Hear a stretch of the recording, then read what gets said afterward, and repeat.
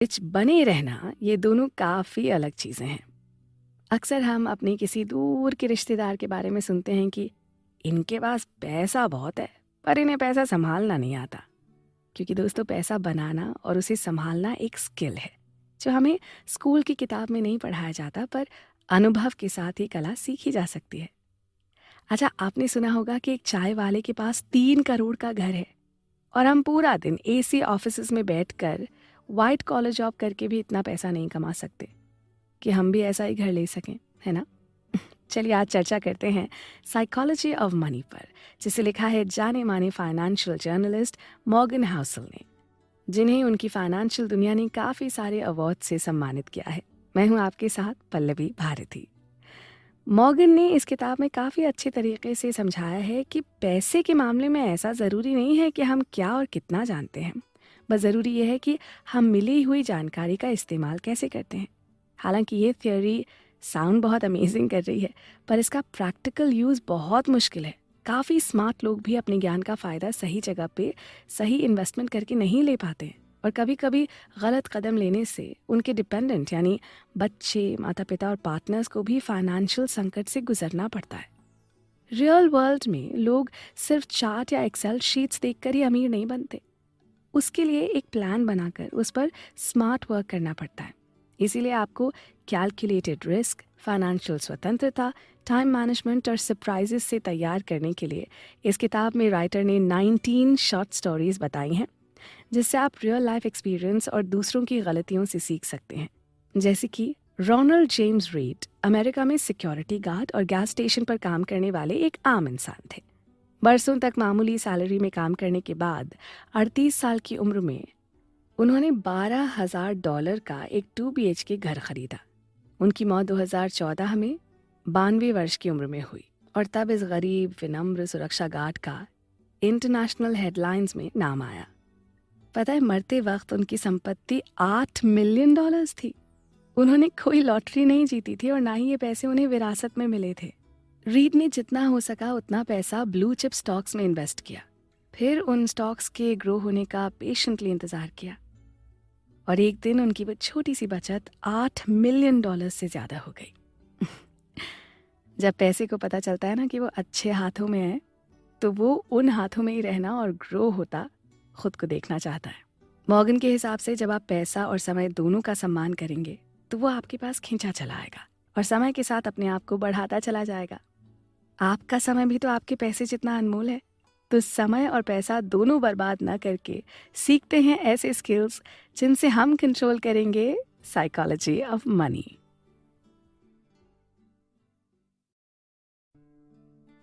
धरती पर होने वाला सबसे बड़ा प्रदर्शन।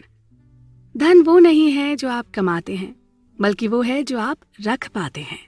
ये एक बहुत सटीक और सच्ची कहावत है। पैसा कमाना मुश्किल नहीं है, उसे सहेज कर रख पाना मुश्किल है। हम लोग अक्सर जोश में आकर पैसों की परवाह नहीं करते। 4 दिन की जिंदगी है, खाओ पियो ऐश करो कहकर अपनी गाढ़ी कमाई को उड़ा देते हैं। इसके परिणाम कभी भी हमारे हित में नहीं होते। याद रहे, धन और संपदा उसी के पास रहती है जो उसका आदर करना जानते हैं, उसे समझदारी से खर्चते हैं, क्योंकि बुद्धिमानी बचत और सही जगह निवेश में ही है, और यही समृद्ध जीवन का मूल मंत्र है। हेलो दोस्तों, मैं हूं पल्लवी और चर्चा का विषय है जाने माने वित्तीय पत्रकार और लेखक मॉर्गन हाउसल की लिखी best selling book the psychology of money, यानी धन संपत्ति का मनोविज्ञान। आइए लेखक ने जो कहानी बताई है उसका सार समझते हैं। मैंने अपने कॉलेज जीवन में कई साल लॉस एंजलिस के एक बहुत ही शानदार होटल में बतौर सेवक गुजारे। वहाँ काम करते हुए मैंने बहुत से सबक सीखे, पर जो मेरे जहन में हमेशा के लिए बस गया वो किस्सा कुछ यूं था। हमारे होटल में एक विशिष्ट अतिथि अक्सर आया करते थे। वो एक प्रौद्योगिकी कार्यकारी थे, बहुत ही प्रतिभाशाली व्यक्ति, जिन्होंने बहुत कम उम्र में वाईफाई राउटर में एक प्रमुख डिजाइन पेटेंट करवाया था। उन्होंने कई कंपनियों को भी शुरू किया और सफल होने पर उन्हें बेचते गए। जाहिर है, ये सब करके उन्होंने बहुत सारा पैसा कमाया। उन्होंने सफलता की बुलंदियों को बहुत कम समय में ही छू लिया। हर कोई उन्हें बहुत ही बुद्धिमान और तेज समझता था, पर उनका पैसे के साथ जो रिश्ता था उसे मैं बेहद बचकाना और मूर्खतापूर्ण कहूंगा। उनके पास अक्सर $100 के नोटों की कई इंच मोटी गड्डी होती थी, जिसे वो हर किसी को दिखाते रहते थे। जो इसे देखना चाहते थे उन्हें भी, और जो नहीं देखना चाहते थे उन्हें भी। वो अपनी धन संपत्ति के बारे में खुलेआम और जोर जोर से डींगे मारते थे, अक्सर नशे में रहते थे और किसी को भी कुछ भी नहीं समझते थे। एक दिन उन्होंने मेरे एक साथी को बहुत सारे पैसे दिए और कहा, पास की सुनार की दुकान से सोने के सिक्के ले आओ। 1 घंटे बाद वो और उनके कुछ चाटुकार दोस्त, जो सिर्फ दूसरे के पैसों पर ऐश किया करते थे, हाथ में सोने के सिक्के लेकर प्रशांत महासागर की ओर मुंह करके खड़े हो गए और एक एक करके वो सिक्के समुद्र में ये देखने के लिए फेंकने लगे कि किसका सिक्का सबसे दूर तक जाता है, सिर्फ अपने कुछ समय के मनोरंजन के लिए। बताइए, इससे बड़ी बेवकूफ़ी और क्या होगी। कुछ दिनों बाद उनसे होटल का एक कीमती लैंप टूट गया और जब हमारे मैनेजर ने उनसे कहा कि ये $500 का है और आपको इसका हर्जाना देना होगा, तो अपनी जेब से नकदी की एक पूरी गड्डी निकालते हुए उन्होंने मैनेजर को सौंप दी और कहा, ये $5000 हैं, इसे रखो और मेरे सामने से दूर हट जाओ। खबरदार कभी भी फिर इस तरह से मेरा अपमान किया तो। क्या बता सकते हैं कि उनका ये व्यवहार कितने समय तक चला होगा? जी हाँ, ज्यादा लंबे समय तक नहीं। कुछ ही सालों बाद पता चला कि वो पूरी तरह से दिवालिया हो गए थे। तो सीधी सी बात यह है कि आप कितने भी प्रतिभाशाली व्यक्ति हो सकते हैं, पर अगर आप अपनी भावनाओं पर नियंत्रण खो देते हैं तो न सिर्फ खुद के लिए बल्कि अपने परिवार के लिए भी एक वित्तीय आपदा बन सकते हैं। आप पर दुनिया भर का कर्ज चढ़ सकता है और उसके बोझ तले आपका जीवन बहुत ही मायूस हो सकता है। वहीं दूसरी ओर इसका उल्टा होना भी संभव है। दुनिया में कितने ही ऐसे लोग हैं जो बिना किसी बड़ी वित्तीय शिक्षा के और बेहद साधारण प्रतिभा रखने पर भी ढेर सारा धन कमा कर सिर्फ इसलिए अमीर हो गए क्योंकि उनके पास वो व्यवहार कौशल था जिसका बुद्धि के औपचारिक उपायों से कोई लेना देना नहीं है। यानी धन कमाना आसान है, धनी बने रहना मुश्किल। तो दोस्तों, हम बात कर रहे थे द साइकोलॉजी ऑफ मनी यानी धन संपत्ति का मनोविज्ञान नामक किताब की। इसी तरह की कई छोटी बड़ी कहानियां और उनके पीछे के संदेश के साथ हम अपनी बातचीत का सिलसिला जारी रखेंगे। आप कहीं मत जाइएगा। धन संचय और सही निवेश। अमेरिकी एक्टर विल रॉजर्स ने बहुत सरलता से कितनी गंभीर बात कही है। ऐसे बहुत से लोग हैं जो अपनी गाढ़ी कमाई का पैसा खर्च करते हैं उन चीजों को खरीदने के लिए जो वो नहीं चाहते और उन लोगों को प्रभावित करने के लिए जो उन्हें पसंद नहीं है ना कमाल की बात। हम लोग अक्सर ऐसा करते हैं, अपना घर भर देते हैं बेकार की चीजों से, वो भी बेकार के लोगों को दिखाने के लिए। कहिए, आप भी इस बात से सहमत हैं या नहीं? नमस्कार दोस्तों, मैं हूं पल्लवी और आप हैं मेरे साथ एक ऐसी किताब की चर्चा में जिसने दुनिया भर में लाखों करोड़ों लोगों को पैसे का सही मोल समझाया है। बात हो रही है मॉर्गन हाउसल की किताब द साइकोलॉजी ऑफ मनी के बारे में। इस किताब में बहुत ही आसान भाषा में और अनेक सच्ची कहानियों के माध्यम से बताया गया है कि धन अर्जित करना मुश्किल नहीं है, मुश्किल है उसे सहेज कर रख पाना। आइए सुनते हैं ऐसी ही एक सच्ची कहानी। क्या आपने रोनाल्ड जेम्स रीड का नाम सुना है? रोनाल्ड जेम्स रीड एक अमेरिकी परोपकारी और निवेशक थे।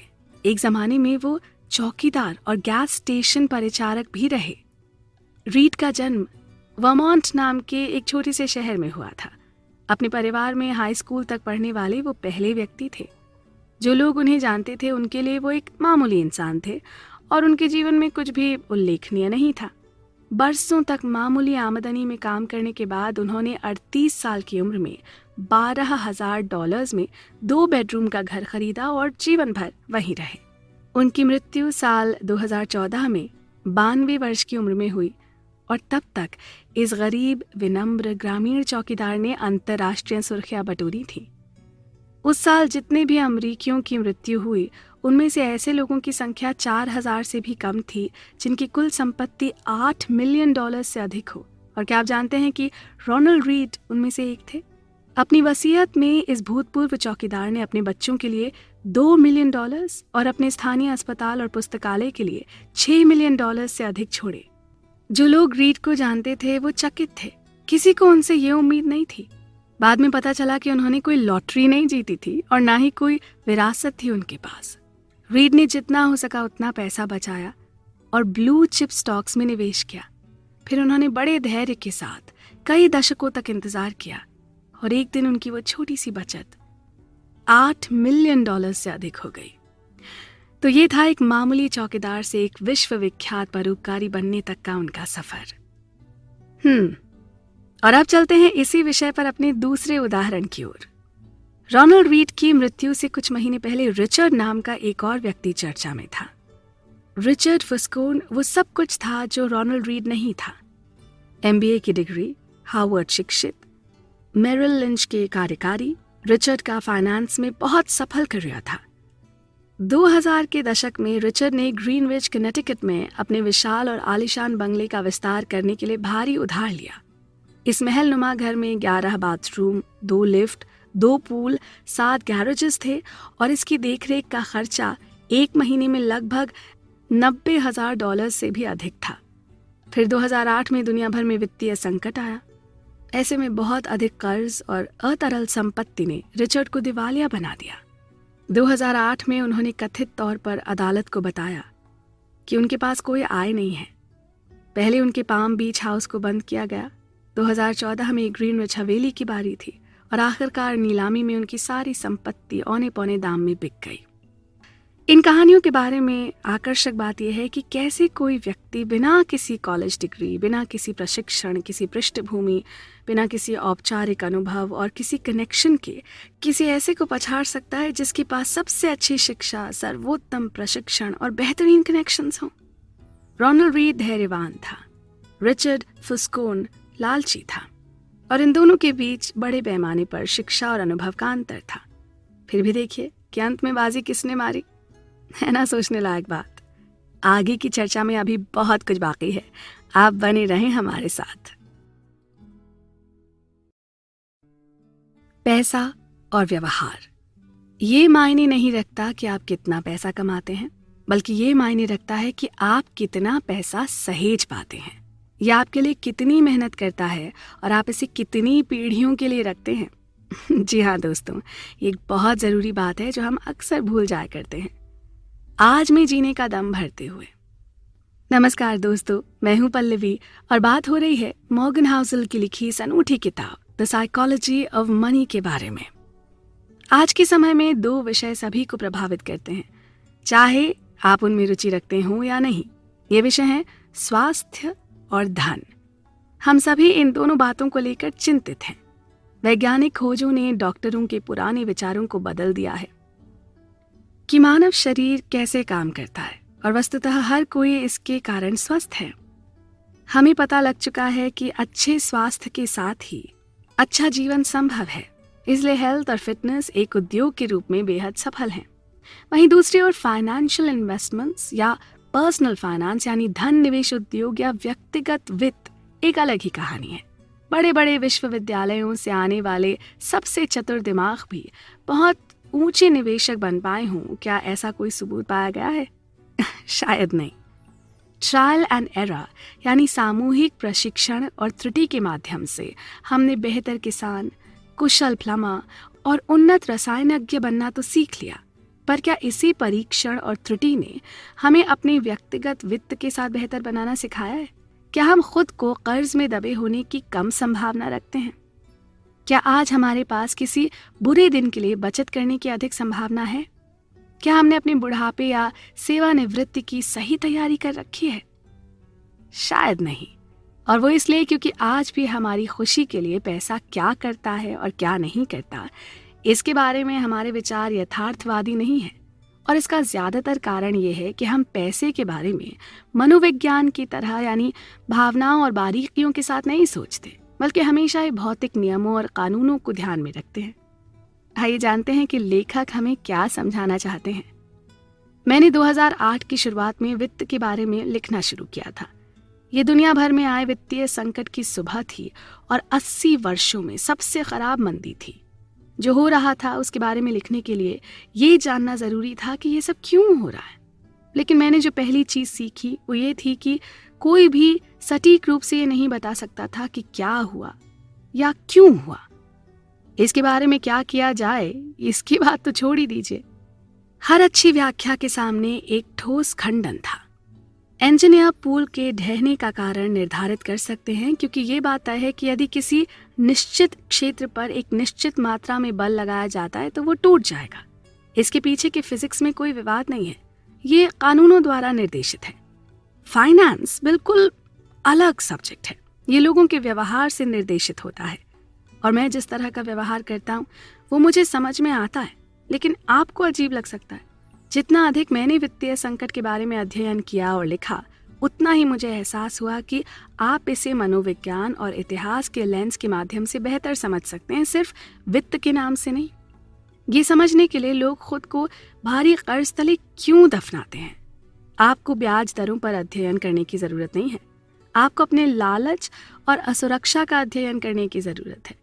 कई बार निवेशक अपने निवेश को सिर्फ इसलिए सस्ते में बेच देते हैं क्योंकि वो अपने परिवार की ओर देखते हैं और इस सोच में पड़ जाते हैं कि कहीं वो अपने परिवार के भविष्य को खतरे में तो नहीं डाल रहे। ऐसे में वोल्टेयर का ये कथन यहाँ बहुत अच्छी तरह से लागू होता है कि इतिहास कभी खुद को दोहराता नहीं है, पर आदमी हमेशा दोहराता है। इस विषय पर अभी काफी चर्चा होती रहेगी, आप भी जुड़े रहें हमारे साथ।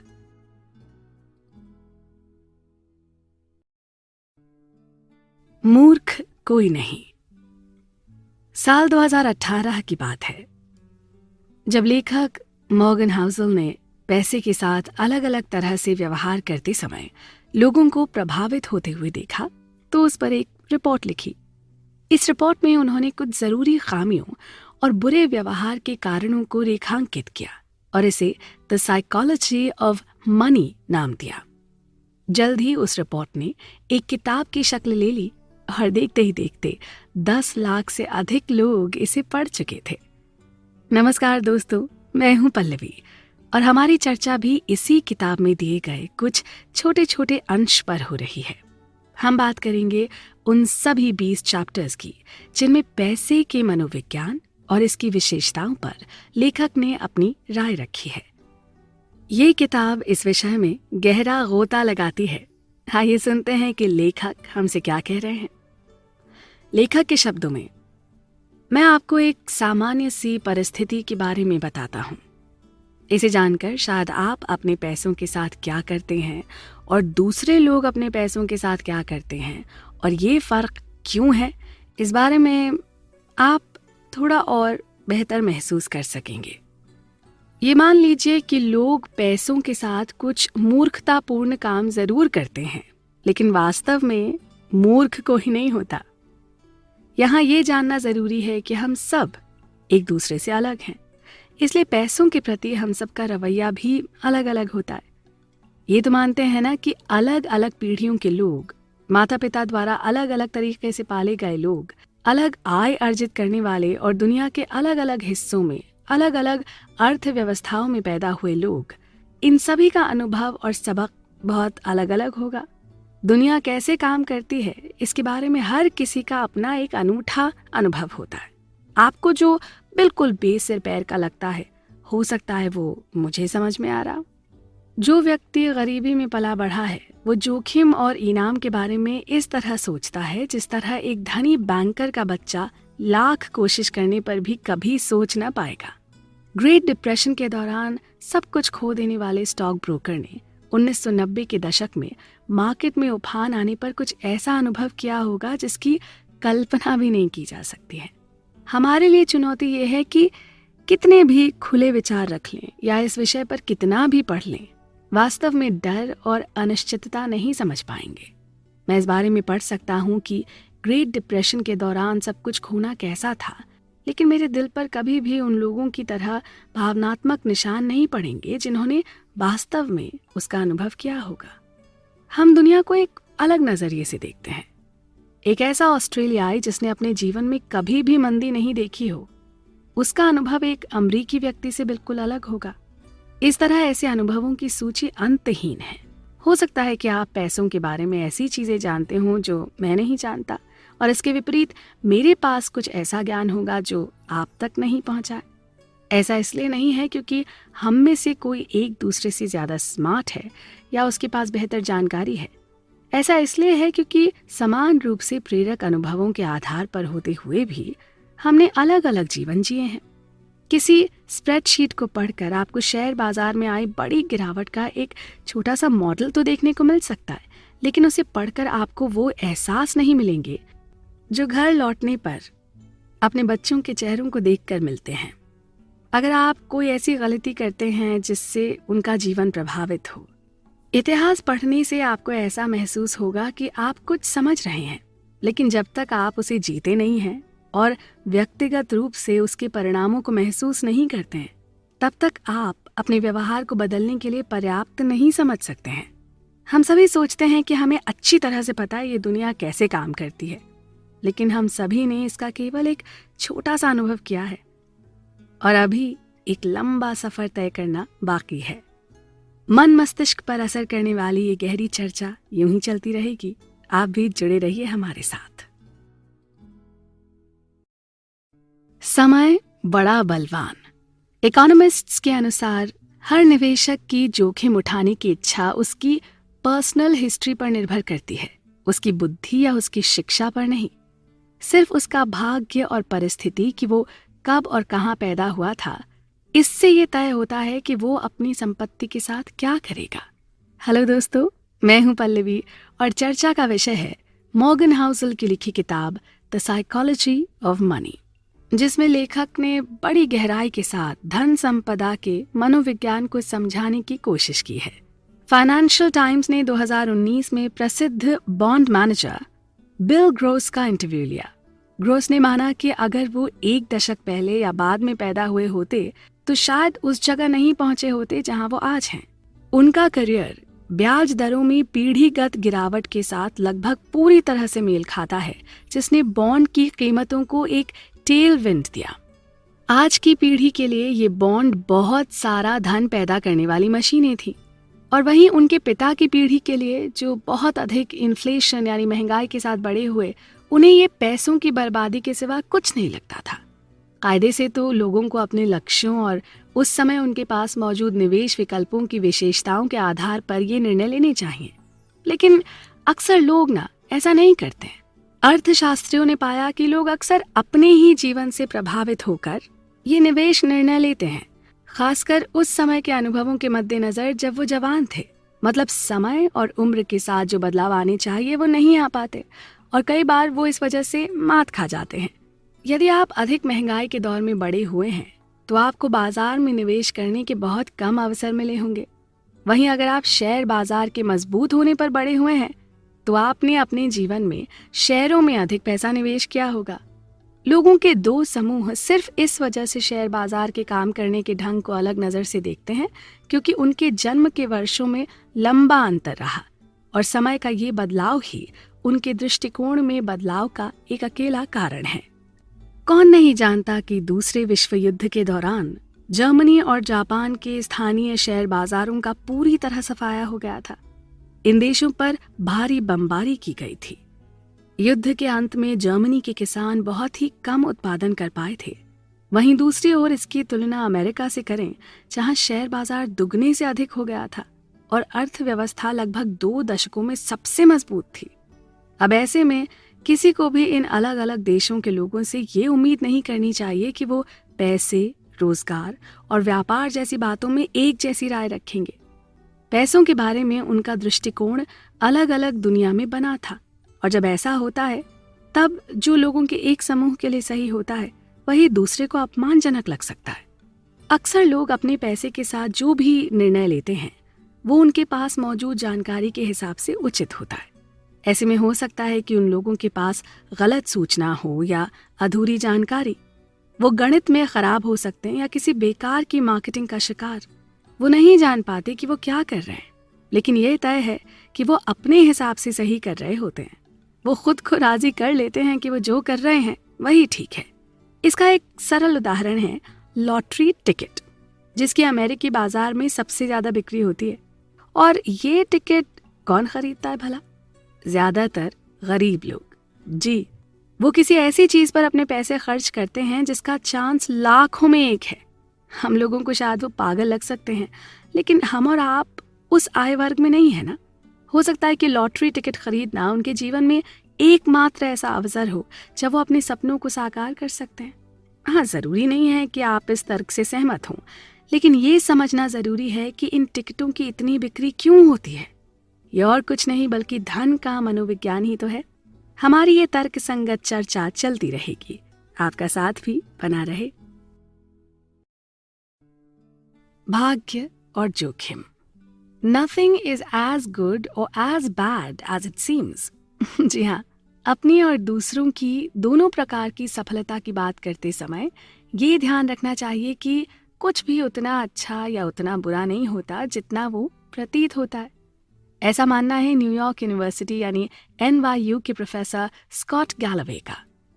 नमस्कार, मैं हूं पल्लवी और बात हो रही है जाने माने लेखक और फाइनेंस एक्सपर्ट मॉर्गन हाउसल की लिखी हुई किताब द साइकोलॉजी ऑफ मनी की।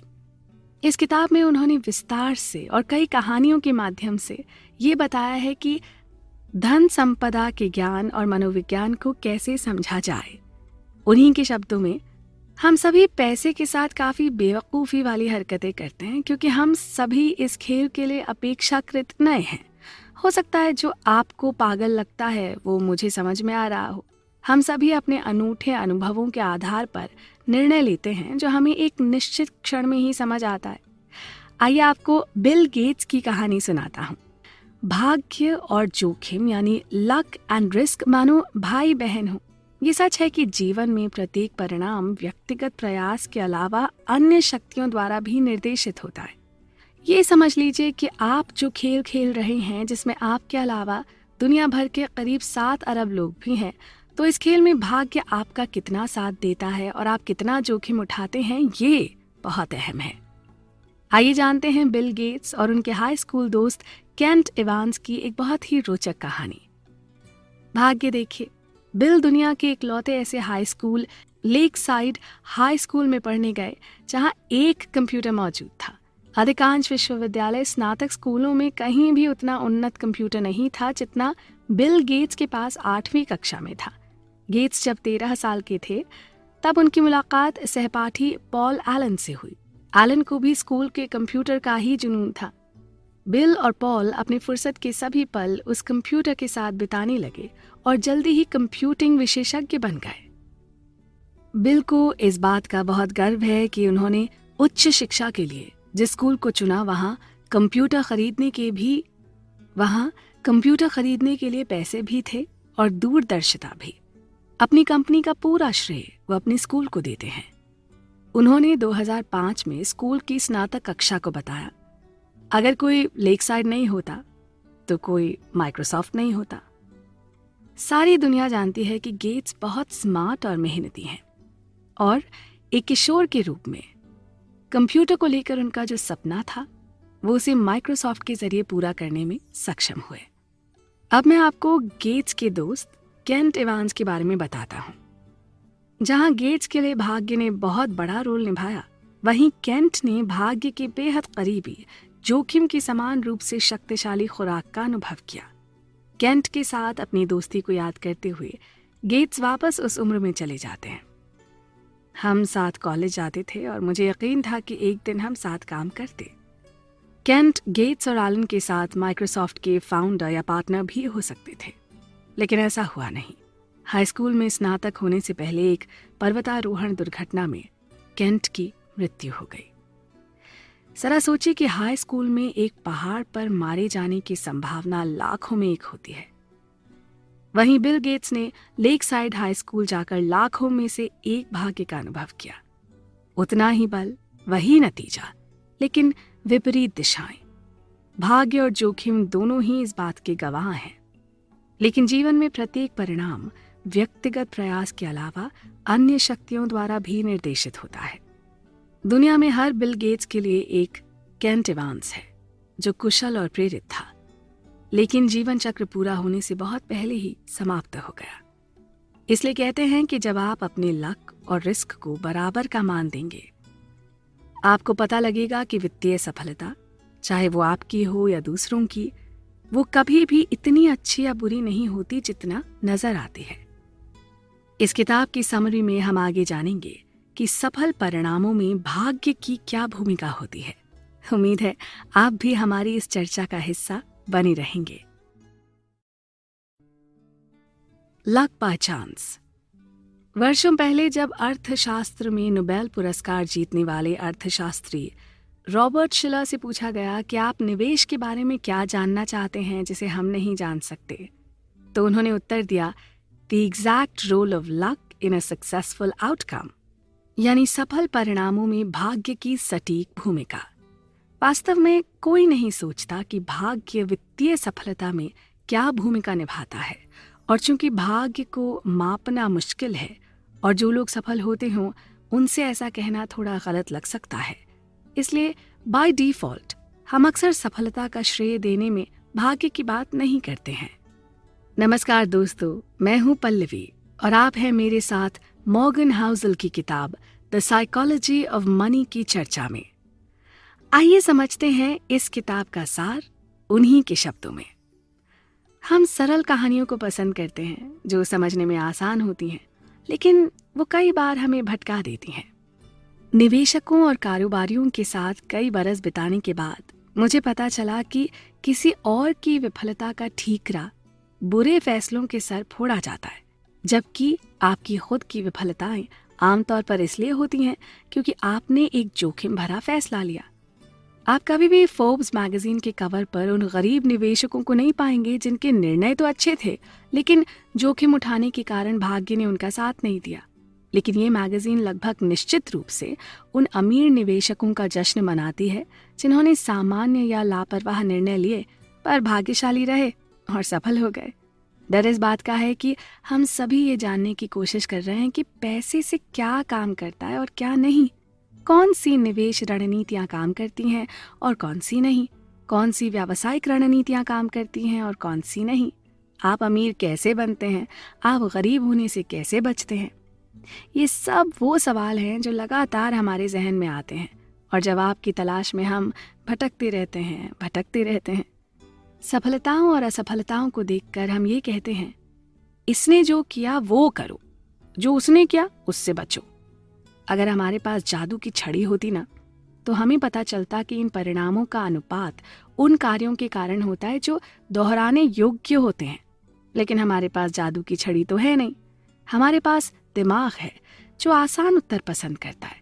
इसलिए जिन लक्षणों का हमें अनुकरण करना चाहिए या उनसे बचना चाहिए, उनकी पहचान करना बहुत कठिन हो सकता है।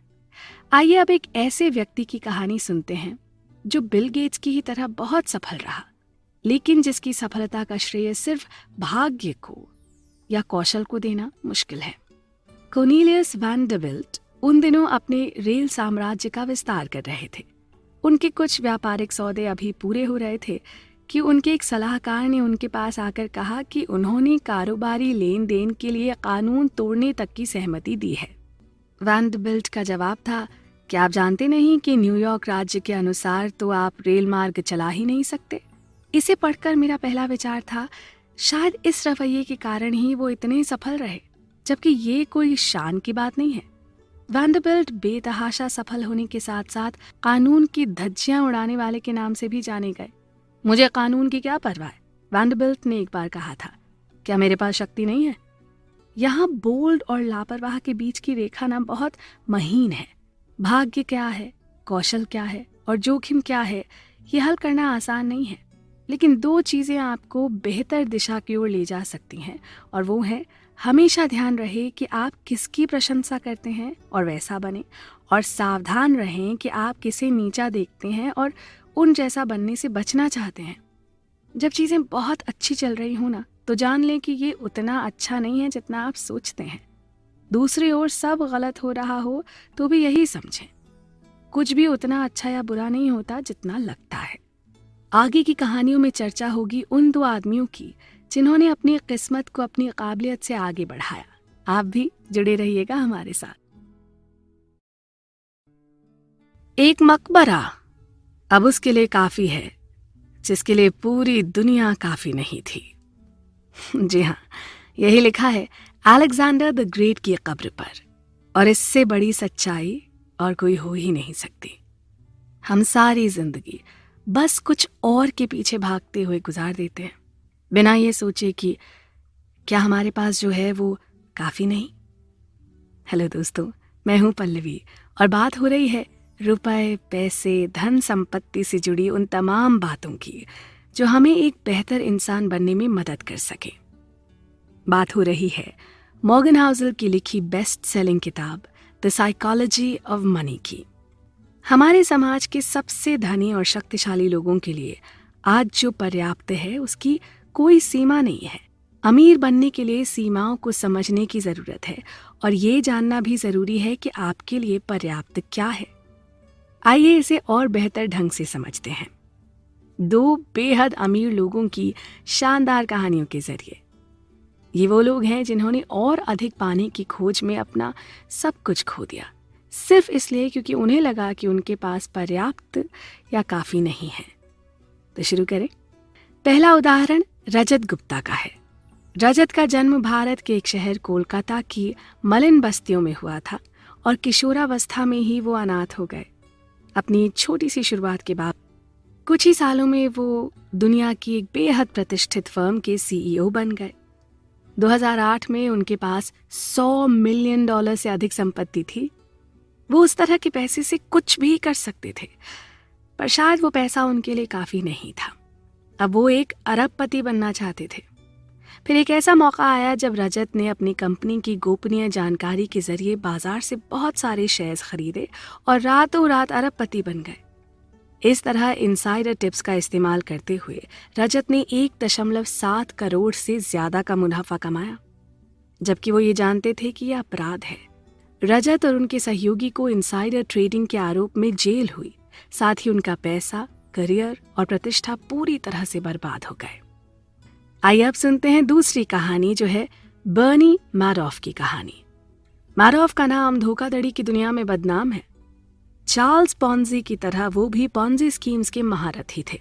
उन्होंने अपनी इन योजनाओं के जरिए कई निवेशकों को ठगा। इस तरह लंबे समय तक धोखा देकर उन्होंने बेइंतहा पैसा कमाया, लेकिन एक दिन उन्हें भी जेल की हवा खानी पड़ी। मैडॉफ ने दिसंबर 2008 में दुनिया को चौंका दिया जब उन्होंने स्वीकार किया कि उनका इन्वेस्टमेंट बिजनेस एक $multi-billion पॉन्जी स्कीम है। उन्हें मार्च 2009 में दोषी ठहराया गया और 150 साल कैद की सजा दी गई और इसी साल अप्रैल के महीने में उनकी जेल में मृत्यु हो गई। क्या आप जानते हैं कि इस धोखाधड़ी से पहले रजत गुप्ता की तरह वो भी एक सफल व्यवसायी थे, पर वैध रूप से सफल और धनी होने के बावजूद इन दोनों ने ही गलत रास्ता चुना।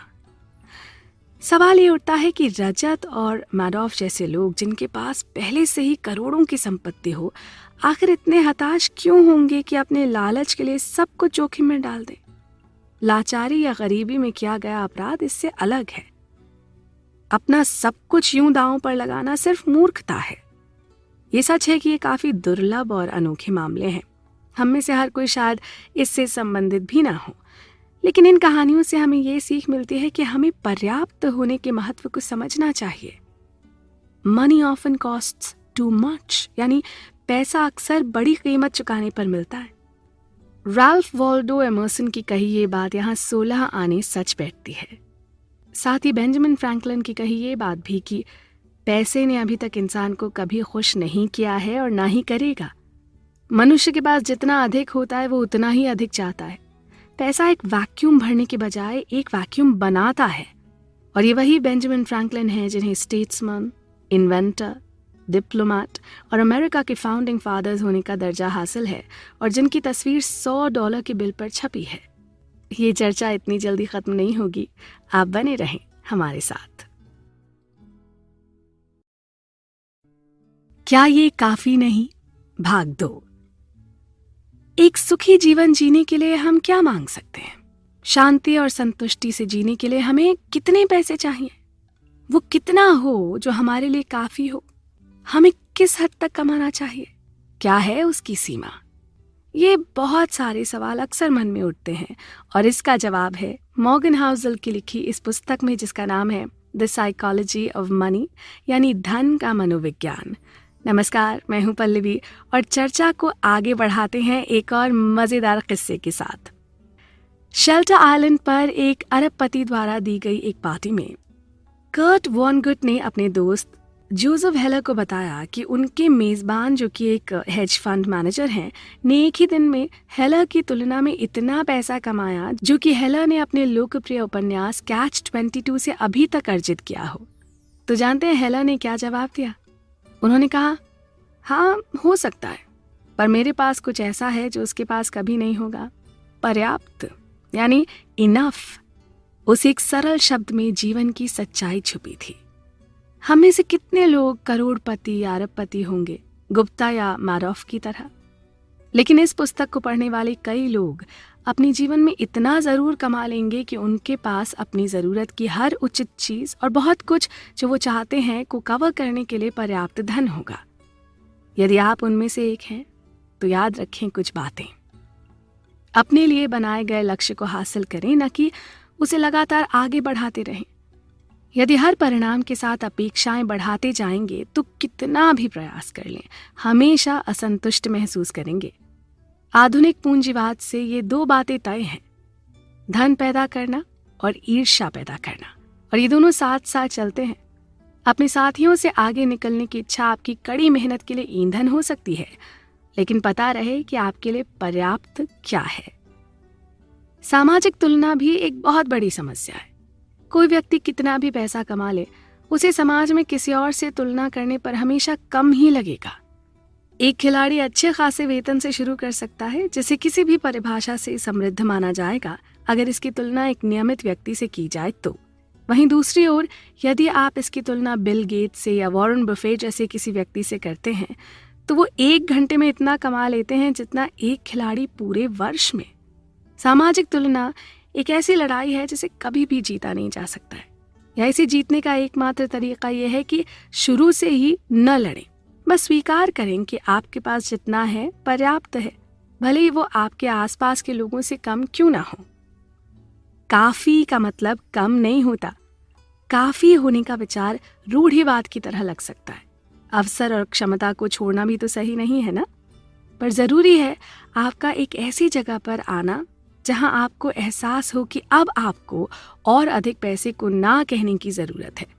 आपके पास काफी है, चाहे आप अपने काम में बुरी तरह थक चुके हों, या निवेश में भारी जोखिम उठाने के कगार पर हों, या लालच में आकर चोरी या बेईमानी करने वाले हों।